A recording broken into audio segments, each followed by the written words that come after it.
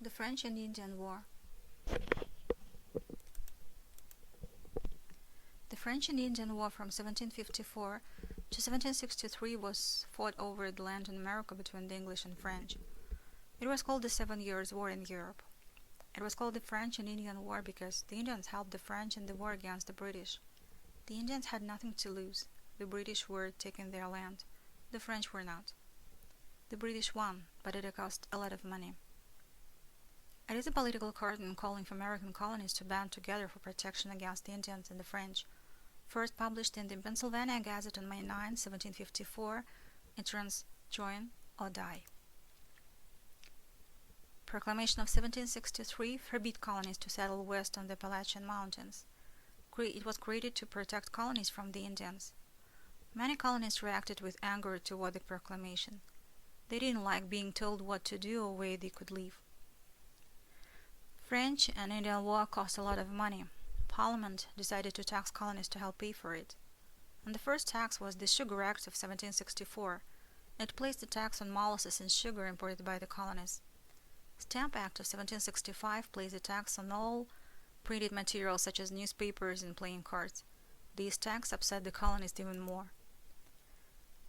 The colonists claimed no taxation without representation because they were being taxed but had no vote in Parliament and had no right to say how the colonies were being governed. The colonists started a boycott, refusal to buy certain goods from the British. It is an American political cartoon showing a man aiming a gun at a man representing colonial America. He tells the British member of Parliament, "I give you that man's money for my use," to which the American responds by saying, "I will not be robbed." Boston is burning in the background. Samuel Adams led the protests in Boston against the taxes. He began a secret society called the Sons of Liberty. The Sons of Liberty used violence to scare off the tax collectors. The Stamp Act was repealed to do away with because of all the protests. Colonial men were shouting insults at the British soldiers. They started throwing things, probably snowballs and rocks. Someone yelled fire, and the redcoats, what the British soldiers were called, shot. 5 colonists were killed. These were the first Americans killed in the War for Independence. And Parliament began taxing tea. Tea was the most important beverage in the colonies, and the colonists decided to boycott all British tea. Colonists dressed up like Indians and boarded 3 British ships full of tea, and the colonists dumped all the tea into the harbor, about 90,000 pounds. King George III was furious. It was called the Boston Tea Party. So, laws passed to punish the colonies for the Boston Tea Party. The port of Boston was closed until the tea was paid for. The Quartering Act was put into place, which forced colonies to quarter or house and supply British soldiers. Boston was not the only city to have a tea party. They took place in Charleston, in New York, Annapolis, and others. The Eng&trans Tea Party was one of the earliest organized women's political actions in United States history. The women joined in the boycott of the British Sea. A group of important men met to discuss the crisis in the colonies at the First Continental Congress, and militias were set up. British soldiers in Boston were sent to capture the militia's weapons. British troops marched to Concord to capture colonial leaders and the ammunition and weapons that were stored there.